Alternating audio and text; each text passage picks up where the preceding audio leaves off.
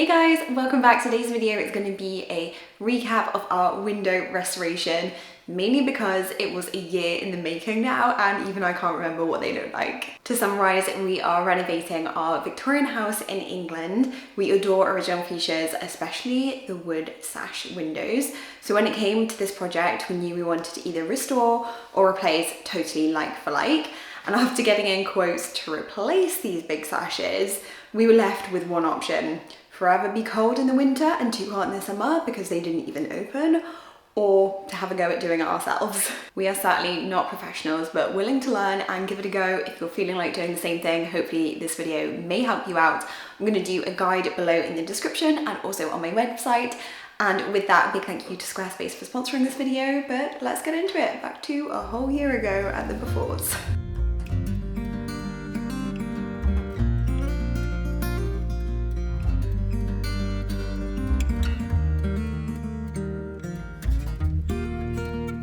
Things escalated. It's like 6:15 and we're now taking out the window.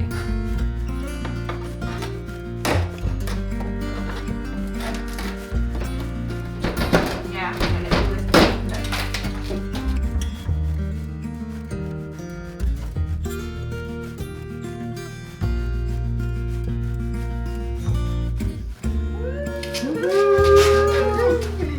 Wow. Big opening in our home now. We've now got to do something about that. Feel a bit nervous now? We are committing ourselves to quite a technical challenge. We've watched 2 YouTube videos and we're like, yeah, okay, we will do it ourselves.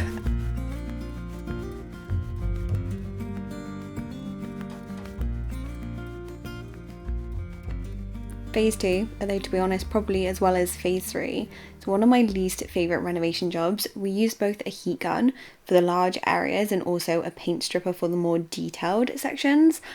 I got left to do this really tedious job, so thanks for that, Al, but in hindsight, I would recommend doing this in the cooler months to save yourself sweating buckets like I did, especially with that heat gun going and the sun coming down, hot in the house, and also make sure to wear an asbestos grade mask because a lot of this could be lead paint. There are layers and layers of it from years ago. And honestly, I still vividly remember the smell and then the disbelief that they would ever look smooth or good again. But next up, phase 3, sanding brought them back to life again. I've tried to summarise and make this video quick, so of course you're not seeing some of the back and forth, paint stripping and then sanding a bit, then going back and doing a bit more paint stripping, or filling and sanding. It's always a bit repetitive and a bit back and forward. Last one to sand. I can't wait. Can't wait. I'm so over it.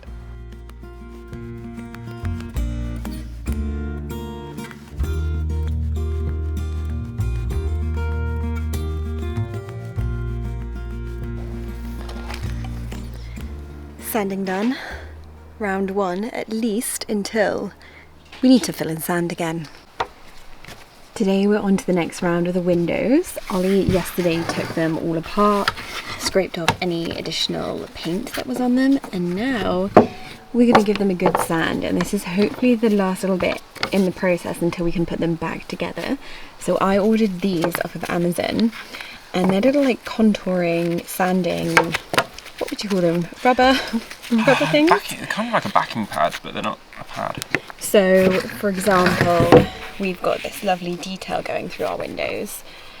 So you can put some sandpaper on these and not get rid of all the detail, and then we'll probably go in with one of these to really define the line. So that is our job for today. We've got our sandpaper over here. We're going for a fine grit, and we picked up this stuff that has a little bit of flex and movement to it. So hopefully it will curve around these nicely.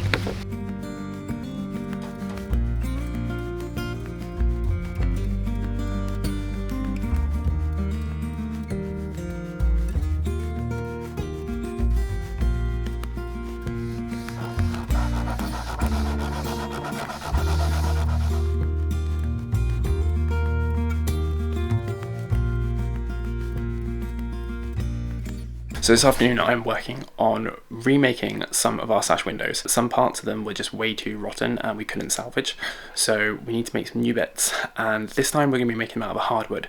Originally they were made out of an old pine, but because our house is Victorian, pine in those days was really good quality. It was slow to grow and it was actually strong. Nowadays pine is kind of terrible. So we found a local yard that sold hardwood. So we've got a wood called sapel or sapelli, sometimes sapelli magnolia. Not magnolia, sapelli mahogany. It's like a cheaper replacement for mahogany, but it's really good. It's much harder, much denser, machines so much better. So for what we're using it for, it is the perfect choice. This is what came out of the windows. This is one of the pieces that goes across the bottom of one of the windows, and as you can hopefully see, the ends of it are just completely rotten. There's no strength to it left anymore. This one's got a nice big split going down to it. So this afternoon I'm replacing this one and also this one that came out. So what I've been doing is taking measurements of the original piece of wood, so across here and down here, and then setting up the table saw and just dialing in that distance between there so that I can recreate each of those cutouts on it. Get this cut all down one lovely long run and then chop it to length, so it's approximately about the right size, and then is marking up the ends for where I need to cut things out. So these actually have tenon joints in them, so I need to cut out this section here, but carefully leaving this section right at the edge still in place to recreate this. Didn't think I'd be remaking, I'm not gonna say if I was making sash windows because I'm definitely not making them from scratch, but like putting them back together is definitely more than I thought we would be doing at this point.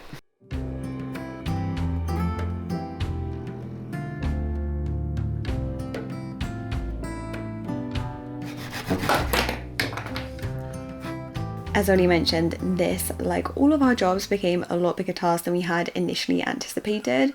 We had hoped to fill some cracks and repair very small sections of wood, but when we removed all the paint, it became apparent that certain sections needed to be fully redone. So we also did all of the window seals. These are very susceptible to having rot in them, so double check all of those first. And pretty much half a box in the whole window where there had been a leak, and so that whole casement was rotten. For us, with 4 years of learning on the house, Ollie is now very good at carpentry, but if you don't have the confidence, this could easily be outsourced by a carpenter.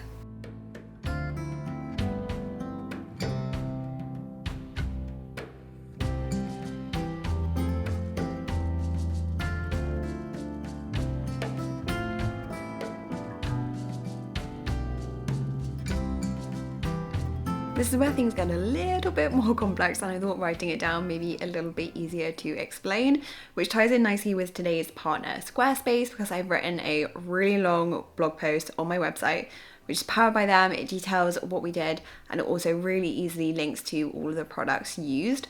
Sometimes writing something in a blog is much easier to get across all of the information that you need, and I love that I can categorize, share, and schedule my posts. You can also set up comments for your community, which I really should do on this post so that we can share experiences. But if you're looking to set up a website, whether that's a blog, shop, portfolio, booking system, Squarespace has it all. I would highly recommend, and you can do a free trial, and then if you're ready to go live, you can use my link, which gives you 10% off your first purchase of a domain or website. Really hoping that between this video and that post, it explains everything that we did, because it was long and condensing it down definitely isn't easy. And now we're gonna do what we call the fine filler. We have put the sashes into the boxes now, as in we've like placed them in, and some of them there was quite a bit of movement, so we've put some wood on the edges to make them a little bit bigger. We think that's mainly because all of the paint that was building up year after year, they barely moved, they were just like sealed in with paint, but actually they're a bit small for the space, so we put a bit more on, and now we're going to do fine filler, and then fingers crossed by the end of today we'll be painting them. Here, for example, is the little section that we added in on this one.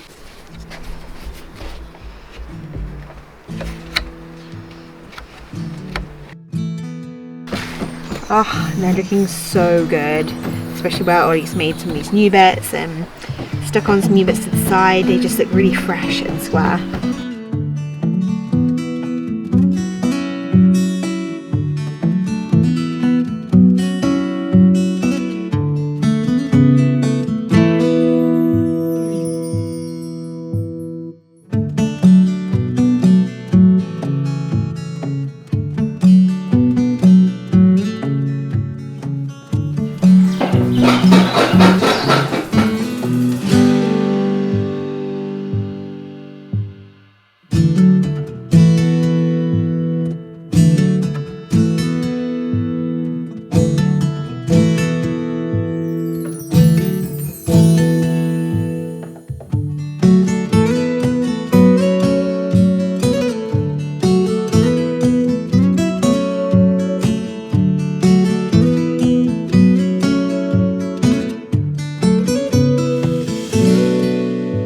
it's time to do one of the most monumental things that we have done for this house. Fitting our double glazing. Fitting our double glazing. Ollie, you rebaited these, didn't you? Which basically means that we made this section a lot thicker than the original windows because the original glass was like paper thin. This is pretty thin itself. Can you just lift that one up again? That's double glazing, but it's uber thin double glazing. It's semi-costly, but it's the only way that you can do it to use original frames. So the tape will sit in here all the way long. We'll put the glass down, and then tomorrow's job will be, we then have to make some beading to go over this side of it. I'm not sure that makes that much sense. So it will go this panel, which is the front of the window, tape, glazing, and then there's a little bead that sits on top. Some people do putty. You'll see putty a lot with the original windows, but it can get quite messy. It doesn't age as well, so we've decided to go with the beading. Those we're gonna have to hand make. Very royal we there. Ollie is gonna be making out of our sapele wood because with them being original, obviously they're a very specific size to us, which isn't easy to find online. And by the time that we buy something online and then have to cut it down, we might as well have just made them. I say that, not making them myself, but... They're really not that hard to make though. We'll see you tomorrow. Run them through. Anyway, the glazing is going to be stuck down today.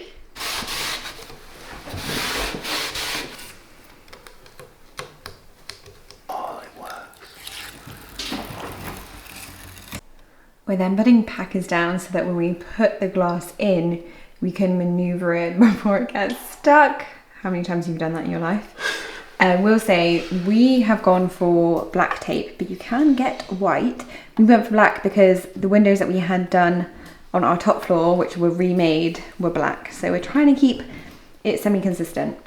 So the packer is stuck to the side of the tape-ish, so it's not on the tape. It is easy to get off once the glass is on there from the other side. First one is going down.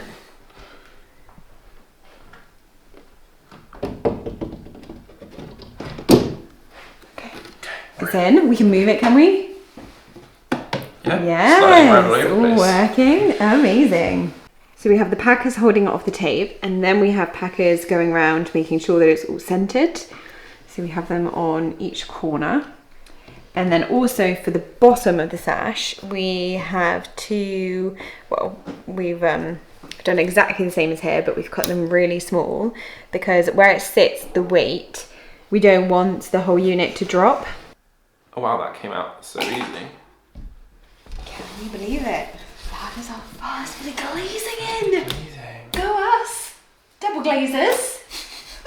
You know we were talking about those glass beads. Well, it's only the next day, and Ollie, whilst I've been painting today, has made us some from scratch. 12mm by 12mm squares, so just cut it into lots of strips, and then we took a 20mm angle in that direction just to take off that section there. So these would also be stuck down by the tape, and then these would be nail gunned in, and then we'll filler them and make them look so beautiful.